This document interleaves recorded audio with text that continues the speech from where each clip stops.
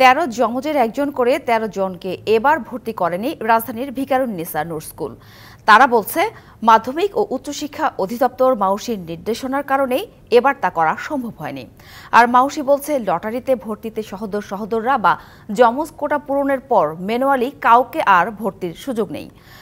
সহোদররা আর যমজ শিশু এক নয় জানিয়ে মনোবিজ্ঞানীরা বলছেন, মাউশির এমন সিদ্ধান্ত অমানবিক ও ভয়ঙ্কর। রাজধানীর ভিকারুননিসা নুন স্কুল অ্যান্ড কলেজ। প্রথম শ্রেণীতে পড়া বোন আফিয়া আমিরের অপেক্ষায় প্রতিষ্ঠানের বাইরে দাঁড়িয়ে তার যমজ আজিজা আমির। প্রায় দিনই তৈরি হয় এমন পরিস্থিতি, বাবা বা মার সাথে বোনের স্কুলের সামনে দাঁড়িয়ে থাকে সে। প্রতিষ্ঠানটিতে তার যমজ বোন আফিয়া ভর্তি হলেও সুযোগ পায়নি আজিজা। কিন্তু যমজ সুবিধায়ও তাকে ভর্তি করছে না প্রতিষ্ঠানটি। এখন অন্য কোথাও ভর্তি হতে চাচ্ছে না আজিজা।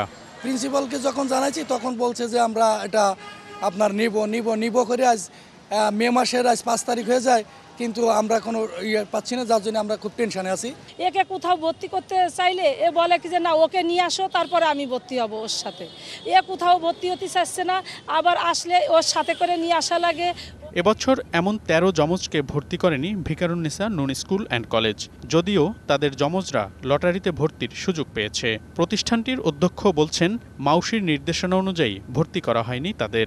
মানে আমাদের ঊর্ধ্বতন কর্মকর্তারা তারা যে ডিসিশন নিচ্ছে সেটি আমি মানব, কিন্তু যমজ বাচ্চা যেখানে সৃষ্টিকর্তাই ওদেরকে একসাথে দিয়েছে, সেখানে আসলে আমাদের আলাদা করা ঠিক না। সহোদর কোটা তার তুলনায় যমজ কোটাটা বেশি যুক্তিযুক্ত, এটা আমি মনে করি। ঢালাইয়ে দৃঢ়তা, নির্মাণে নিশ্চয়তা, প্রিমিয়ার সিমেন্ট, ঢালাইয়ের রাজা। মাধ্যমিক ও উচ্চশিক্ষা অধিদপ্তর বলছে, লটারিতে ভর্তি হবার কারণে ম্যানুয়ালি এভাবে ভর্তির সুযোগ আর নেই।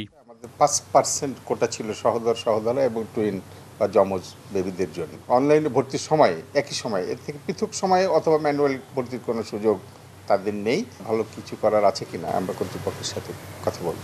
মনোবিজ্ঞানী অধ্যাপক ডক্টর এম.এ. মোহিত কামাল বলছেন, মাউশির এমন সিদ্ধান্ত অমানবিক ও ভয়ঙ্কর।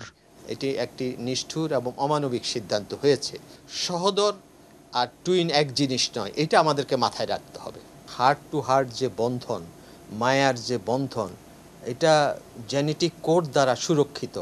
যখন তাদেরকে আলাদা করে দেওয়া হয়, তখন একজনের বুকের কলিজা টেনে ছিঁড়ে ফেলার মতো অবস্থা হয়। আইন বা নিয়মের মারপ্যাচ থেকে মুক্ত হয়ে যমজ শিশুরা যেন একসাথে পড়াশোনার সুযোগ পায়, সেই আকুতি অভিভাবকদের। মনিরুল সোহাগ, ডিবিসি নিউজ, ঢাকা।